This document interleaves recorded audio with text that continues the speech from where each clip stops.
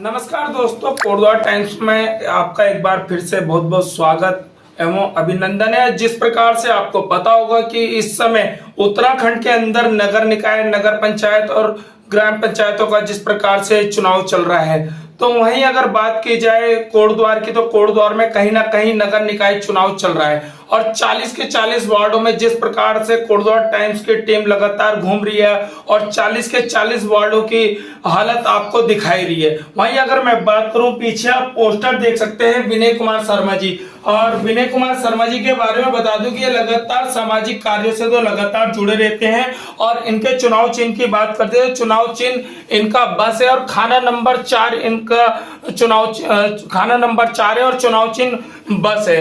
और बात करें जिस प्रकार से कोटद्वार टाइम्स की टीम लगातार बेबाकी से अपने सवाल लगातार पूछती है और आज हमारे सवालों का जवाब देने के लिए विनय कुमार शर्मा जी हमारे साथ में इस समय मौजूद है। सर, पहले तो बहुत बहुत स्वागत है कोटद्वार टाइम्स में। धन्यवाद नितिन भाई, आपने मुझे बुलाया, आपने मुझे मौका दिया। और वहीं बात करूं, इस बार आप चुनावी समर में कूदे हुए हैं और पूर्व में भी आप भाजपा में कई अन्य पदों पे भी रहे हैं, तो इस बार आप चुनावी मैदान में क्या सोच के पहली बार आप चुनावी मैदान पे आए? देखिए, मैंने विगत बहुत कई वर्षों से भाजपा में बहुत सारे दायित्वों का निर्वहन किया है और इस बार भी मैंने टिकट के लिए आवेदन किया था, बट किसी कारणवश टिकट नहीं हो पाया। कोई बात नहीं, तो क्षेत्र की जनता ने मुझे थोड़ा आशीर्वाद दिया कि आप भी खुद भी खड़े हुए, क्योंकि मैंने विगत कई वर्षों तक सबके लिए चुनाव में अपील करी है, वोट मांगा है, उनके लिए कन्विंसिंग करी है। तो इस बार जनता ने कहा आप खुद खड़े हुए, लोगों का प्यार मिल रहा है, लोगों का आशीर्वाद मिल रहा है, जनता ने बहुत प्यार दिया है, जनता से मैं आशीर्वाद लेके आ रहा हूँ सब जगह, गली गली भर उससे। और एक चीज मैं और कहना चाहूंगा कि बात छोटे चुनाव के अंदर निर्दलीय प्रत्याशी होना या किसी पार्टी के संबंधित होना में कोई ज्यादा फर्क नहीं होता है। फर्क व्यक्ति के व्यक्तित्व की, व्यक्तिगत छवि, उसका व्यवहार, वो उसका काम करने की कार्यशैली, कार्यकुशलता, उसकी कर्मठता, उसकी मेहनत, उसकी लगन और क्षेत्र की जनता के बीच में उसका मिलना और जनता के लिए बिल्कुल आसानी से सुलभ हो जाना, तो वो एक प्रत्याशी के लिए जरूर होना चाहिए, जिससे प्रत्याशी जनता के बीच में जाए, उनके काम करे और लोगों को परेशानी ना हो। जिस प्रकार से अभी शर्मा जी ने बहुत अच्छी बात बोली है कि इसमें पार्टीवाद ना देखे कि कौन कांग्रेस से है, भाजपा से है, अन्य दलों से है, जो आपके साथ 24/7 और 365 दिन जो आपके साथ खड़ा है उस व्यक्ति को देखे।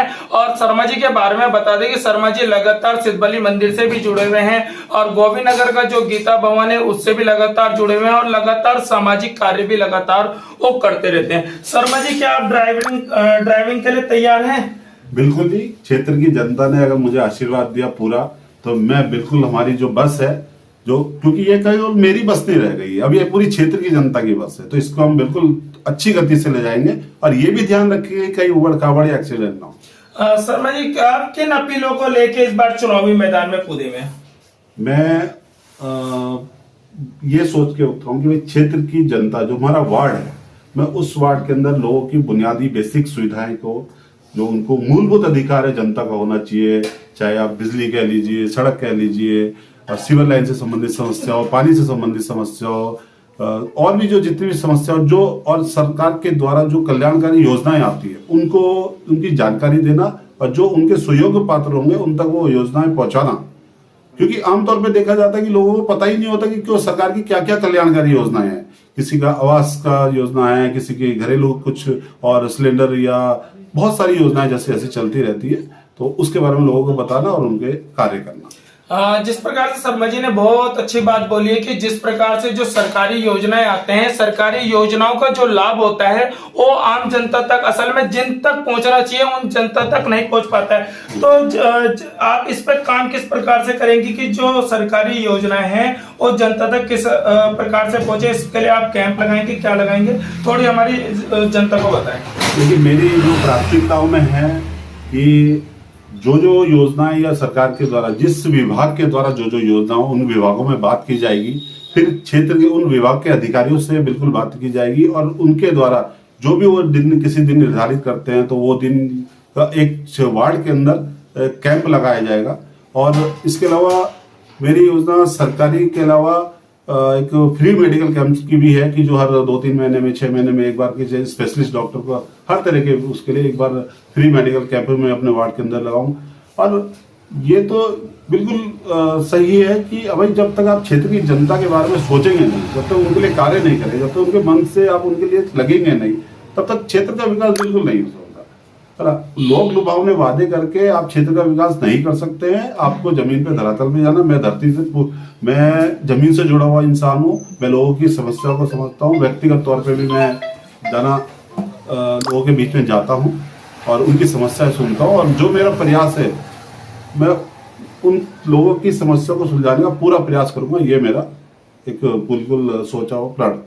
वही मैं बात करूं, कहीं ना कहीं काशी रामपुर मल्ला और गोविंदनगर जो एरिया है कहीं ना कहीं उत्तर प्रदेश से भी सटा हुआ है, और लगातार आए दिन कहीं ना कहीं चोरी की घटना भी कहीं ना कहीं नजर आती है। तो इस पे आप किस प्रकार से काम करेंगे? देखिए, ये जो हमारा काशीरामपुर वार्ड, ये जो हमारा वार्ड नंबर 8 है, इसके बाद एक वार्ड पड़ता है, उसके बाद सीमांत शुरू हो जाता है इधर। तो उससे यहाँ पे आवागमन के बहुत आसान है, किसी का भी आना जाना। तो मेरी एक योजना क्या है कि अधिकारियों से, पुलिस अधिकारियों के साथ, पुलिस के साथ बिल्कुल मेलजोल, बिल्कुल एक सामंजस्य बिठा के, और अपने वार्ड के अंदर सीसीटीवी कैमरा लगाना, लोग जो संदिग्ध लोग आते हैं उनकी पहचान करवाना, फेरी वालों के लिए एक उनकी पहचान करवा के उनका कार्ड का करना, और भी जो जिस तरह से भी वार्ड के अंदर जो भी सुरक्षा की दृष्टि से कार्यक्रम होते हैं या कार्य किए जाते हैं, उन सबको विभिन्न विभाग के अधिकारियों के साथ मिलकर कार्य करना। तो जिस प्रकार से आप बोल रहे हैं अपने वार्ड में सीसीटीवी कैमरा वगैरह आपकी लगाने की आपकी मनोइच्छा है, वहीं अगर मैं बात करूं, कहीं ना कहीं जो रेलवे लाइन से सटे हुए कुछ परिवार हैं और मलिन बस्ती टाइप की है, उन्हें कई सुविधाओं का लाभ नहीं मिल पाता है, और कहीं ना कहीं जो एक नाला चलता है, वो नाला का पानी जो बरसात में आता है तो कहीं ना कहीं लोगों के घरों में घुस जाता है। इस पर किस प्रकार से आपका काम रहेगा? देखिए, ये जो नाला गोविंदनगर से सीधा जो नाला काशीरामपुर वार्ड के बीचों बीच में से होकर बहता है, इसके ऊपर पक्का निर्माण है, लेकिन वो जगह जगह से, कई जगह से टूट गया है। उसके दिन आए दिन दुर्घटना होने का खतरा रहता है, लोगों के गिरने का। रात को किसी को दिखाई नहीं देता, बच्चे घूमते हैं, गाड़ियां जाती हैं छोटी, तो वहां तक की तो उसको बिल्कुल सुदृढ़ रूप से पक्का कराकर, और उसमें कोई ऐसी दिक्कत ना हो, आवागमन में कोई दिक्कत ना हो, कोई दुर्घटना हो, इसका भी पूरा मैं प्रयास करूंगा। और रही बात नितिन भाई आपके की लाइन के किनारे की जो पूरी हुआ है, देखिए जहां तक रेलवे की लाइन का वो आता है, रेलवे का अधिकार के क्षेत्र के अंदर जो उनकी प्रॉपर्टी है, जो उनकी उसके ऊपर है, वहां पे बिल्कुल कच्चा है, वहां पे आवागमन का साधन नहीं है। मतलब वहां पे गाड़ी भी बड़ी मुश्किल से जाती है, मैंने देखा, लोगों को बहुत परेशानी हो रही है। उसके लिए भी अपने सांसद जी से मिलकर, अपने विधायक जी से मिलकर, और भी जिस तरह से भी कार्य मतलब हो सकता है, प्रयास किए जा सकते हैं। इसके लिए थोड़ा सा प्रयास, मेहनत की जरूरत है। मैं ये नहीं कहता कि मैं आते ही कायाकल्प करता हूँ, कोई जादू की छड़ी मेरे पास नहीं है, लेकिन मैं वार्ड के लोगों को विश्वास दिलाना चाहता हूँ कि मैं पूरी मेहनत के साथ, डेडिकेशन के साथ, लगन के साथ मैं वार्ड के लोगों के लिए काम करूंगा, और जितना भी मुझसे हो जाएगा, जिस भी विभाग का कार्य होगा, मैं उसके लिए पूरी लगन लगाऊंगा। मतलब जो आपके दायरे में जो काम आएगा वो तो आप करेंगे। वहीं अगर मैं बात करूं, स्ट्रीट लाइट की बहुत समस्या रहती है, आवारा सांडों से जो आम जन लोगों को हानि होती है उसकी भी बहुत बड़ी समस्या, और कहीं ना कहीं रोडों की हालत बहुत खराब है, और जो साफ सफाई अपने वार्ड को किस प्रकार से, ये 4 मुद्दों पे थोड़ा हमारे दर्शकों को बताइए, इन 4 मुद्दों पे किस प्रकार से आप काम करेंगे? देखिए, मैंने आपको पहले भी बताया कि जनता की मूलभूत सुविधाएं, इसमें सड़क है, आवागमन का रास्ता सही होना चाहिए, गली मोहल्ले के संपर्क मार्ग बहुत अच्छे होने चाहिए ताकि लोगों को दिक्कत ना हो। दूसरा रहती है स्ट्रीट लाइट, हर उस गली के मोड़ पे, जहाँ कोने में, जहाँ पे आना जाना लोगों का ज्यादा रहता है, सब कुछ वहां पे बिल्कुल स्ट्रीट लाइट की व्यवस्था होनी चाहिए, और वो मेरा पूरा प्रयास रहेगा। सड़क, बिजली, सीवर लाइन में किसी का नल अगर दूषित होता है, जल पानी जाता है, तबीयत खराब होने का खतरा रहता है, वो सब चीजों को भी देखा जाएगा। गर्मियों में, सर्दियों में जो भी कहीं कुछ अगर बीमारी हो तो उसके हिसाब से, जैसे फॉग का वो करवाना है, या किसी भी तरह की समस्त बातों को देखते हुए, जो भी बातें मेरे सामने आएंगी उनको बातों को देखते हुए मैं आगे कार्रवाई करूंगा। लेकिन ये जरूर मैं कहता हूं जनता से कि मूलभूत सुविधा जो आपकी है, मैं उसके लिए पूरा प्रयास करूंगा।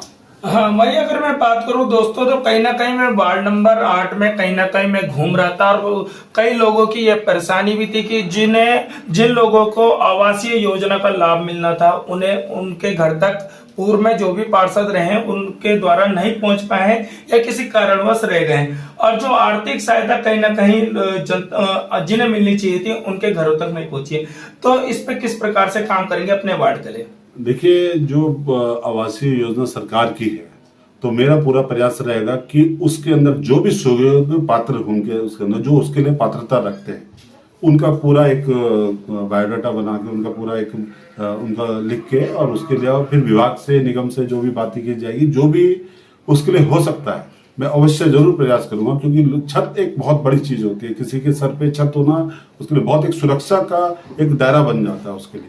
दूसरा, रही बात आपकी आर्थिक सहायता की, तो आर्थिक सहायता जिस भी मद से आएगी, जो भी अगर सरकार के द्वारा हो, विधायक जी के द्वारा हो, किसी भी मद से जो भी आर्थिक सहायता, जो भी उसके सुयोग्य पात्र में जरूर काम करना इस पे चाहूंगा। क्योंकि लोगों को बिल्कुल एक आर्थिक सहायता मिलने से काफी मनोबल बढ़ता है, लोगों की परेशानियां हल होती है थोड़ी। बाकी मेरी कोशिश यही रहेगी कि मैं पूरी तरह से काम करूं। वहीं मैं बात करूं, कहीं ना कहीं जाति प्रमाण पत्र, स्थायी निवास, वोटर कार्ड और आपके आधार कार्ड, इसके लिए कहीं ना कहीं नगर निगमों और तहसीलों के जनता को बहुत चक्कर काटने। आपने बहुत अच्छी बात कही है कि ये सारे जितने भी प्रमाण पत्र होते हैं, इसके लिए जनता बार बार चक्कर काटती है। देखिए, पार्षद जो होता है एक वार्ड का सेवादार होता है, एक तरह से सेवक होता है, तो जनता का सेवक होता है। ये हमारा काम होगा, अगर मैं जनता ने मुझे आशीर्वाद दिया तो मेरा ये काम होगा कि विभाग, जिस भी विभाग के, जैसे जिस तरह से आधार कार्ड बनते हैं या जो जाति प्रमाण पत्र का समस्या है, उनके द्वारा भी कई बार विभाग से सामंजस्य बिठा के, या तो एक वार्ड के अंदर एक कैंप लगाने की कोशिश करूंगा जिसमें सारे विभाग के अधिकारी के साथ है, या जनता के साथ खुद वहां पे जाके जनता के लिए हर समय खड़े होके उनके एक सरलता से काम हो जाए, चाहे तहसील में हो, चाहे निगम में हो, चाहे अन्य किसी विभाग के अंदर भी हो, तो वो काम में कराने का जरूर प्रयास करूंगा। ये मेरा बात। तो ये थे वार्ड नंबर 8 से विनय कुमार शर्मा जी, जिन्होंने हमारे सवालों के बेबाकी से जवाब दिए हैं। और कहीं ना कहीं 23 तारीख को मतदान होना है और ड्राइविंग करने के लिए हमारे शर्मा जी लगातार तैयार हैं। और आप सबका प्यार और आशीर्वाद अगर उन्हें मिलता है तो जिस प्रकार से उन्होंने हमारे सवालों को जवाब दिए हैं और जो जो अपील आपके लिए रखी है, और उन अपीलों पे वो खरा भी उतरते हैं। जैसे कि अभी हम पहुंचे हुए हैं, चुनाव चल रहा है, और अगर आपकी समस्याओं का समाधान नहीं होता है, आप हमें याद करिएगा। जिस प्रकार से हम अभी आए हैं और लगातार वार्ड में घूम ही रहे हैं, तो उसी प्रकार से हम आपकी समस्या भी कहीं ना कहीं उठाएंगे। तो शर्मा जी, मैं अगर वही बात करूं तो जाते जाते जनता से क्या अपील करना चाहेंगे आप? देखिए, मैं जनता से यही अपील करना चाहता हूँ कि मैं विनय कुमार शर्मा निर्दलीय प्रत्याशी के तौर पे आपसे आशीर्वाद लेने आया हूँ, आपसे वोट मांगने आया हूँ। अब उनले अपना अमूल्य मत वोट कृपया देके मुझे विजयी बनाएं। एक चीज और मैं कहना चाहूंगा कि ये वाला जो चुनाव होता है, ये बैलेट पेपर से होता है, ये मशीन से, ईवीएम मशीन से नहीं होता है। तो इसमें 2 बैलेट पेपर जनता को दिए जाएंगे, हर मतदाता को 2 बैलेट पेपर मिलेंगे, एक नीले रंग का और एक सफेद रंग का। नीले रंग के ऊपर पूरे मेयर के प्रत्याशियों के नाम होंगे और सफेद रंग के उसमें वार्ड के प्रत्याशियों के नाम होंगे।